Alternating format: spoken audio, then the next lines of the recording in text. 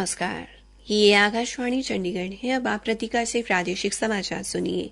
केंद्र सरकार और किसान नेताओं के बीच वार्ता का तीसरा दौर आज तड़के संपन्न हुआ। बातचीत लगभग 5 घंटे चली। केंद्रीय कृषि मंत्री अर्जुन मुंडा ने कहा कि किसानों के साथ चर्चा सकारात्मक माहौल में हुई। उन्होंने संवाददाताओं को बताया कि अगली बैठक परसों शाम 6 बजे होगी। श्री मुंडा ने कहा कि सभी मिलकर कोई शांतिपूर्ण समाधान तलाशेंगे। तीसरे दौर की वार्ता में केंद्र सरकार का प्रतिनिधित्व केंद्रीय मंत्री अर्जुन मुंडा, पीयूष गोयल और नित्यानंद रॉय ने किया। बैठक में किसान नेता जगजीत सिंह डल्लेवाल, सरवण सिंह पंधेर और जरनैल सिंह सहित 14 से अधिक प्रतिनिधियों ने भाग लिया। बैठक में शामिल पंजाब के मुख्यमंत्री भगवंत सिंह मान ने बाद में बताया कि वार्ता सौहार्दपूर्ण रही। उन्होंने आशा व्यक्त की कि गतिरोध दूर होने के लिए समाधान तलाश लिया जाएगा। काबिले गौर है कि इससे पहले 8 फरवरी और 12 फरवरी को दोनों पक्षों की वार्ता में कोई निर्णय नहीं हो सका था। प्रधानमंत्री नरेंद्र मोदी आज बाद दोपहर हरियाणा में रेवाड़ी से 9,750 करोड़ रुपए से अधिक की विकास परियोजनाओं का शुभारंभ और शिलान्यास करेंगे।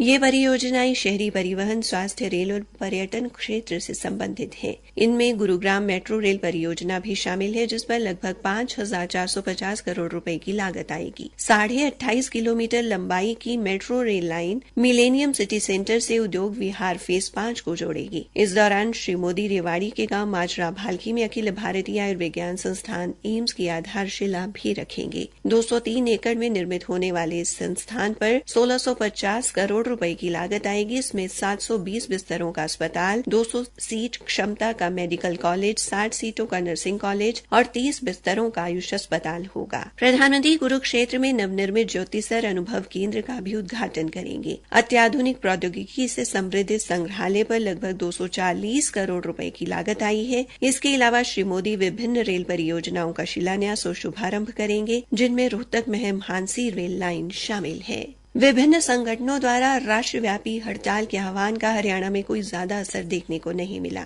अंबाला से हमारे संवाददाता ने बताया कि रोडवेज की सभी बसें सुचारू रूप से चल रही हैं और बाजार भी आम दिनों की तरह खुले हुए हैं। अंबाला रोडवेज के महाप्रबंधक अश्विनी कुमार ने बताया कि अंबाला डिपो की बसें नियमित रूप से चल रही हैं। अंबाला में सभी रोडवेज कर्मचारी सुबह से ही अपने कर्तव्य का निर्वहन कर रहे हैं। पानीपत में भी भारत बंद का कोई असर देखने को नहीं मिला। हमारे संवाददाता के अनुसार जिले में सभी स्कूल, कॉलेज, व्यापारिक प्रतिष्ठान व बाजार आम दिनों की तरह खुले हैं। पानीपत रोडवेज के महाप्रबंधक कुलदीप जांगरा ने बताया कि हरियाणा परिवहन विभाग द्वारा यात्रियों को परेशानी से बचाने के लिए सभी प्रबंध किए गए थे। पानीपत डिपो के सभी कर्मचारी अपनी ड्यूटी पर तैनात हैं और सभी बसें निर्धारित समय पर चल रही हैं। हरियाणा के मुख्यमंत्री मनोहर लाल ने कल समृद्ध वृद्धावस्था सेवाश्रम योजना की शुरुआत की। इसका उद्देश्य एक ही छत के नीचे बुजुर्गों के लिए आवश्यक स्वास्थ्य सेवाएं और सुविधाएं उपलब्ध करवाकर इनकी पहुंच सुनिश्चित करना है। मुख्यमंत्री ने चंडीगढ़ में एक संवाददाता सम्मेलन को संबोधित करते हुए कहा कि पहले चरण में जगाधरी, सोनीपत, हिसार, बहादुरगढ़, सिरसा और गुरुग्राम सहित 6 स्थानों पर सेवा आश्रम खोले गए हैं। ये योजना राज्य के बुजुर्गों को सहारा देगी। इस योजना के माध्यम से वरिष्ठ नागरिकों को रहने के लिए एक जगह प्रदान की जाएगी,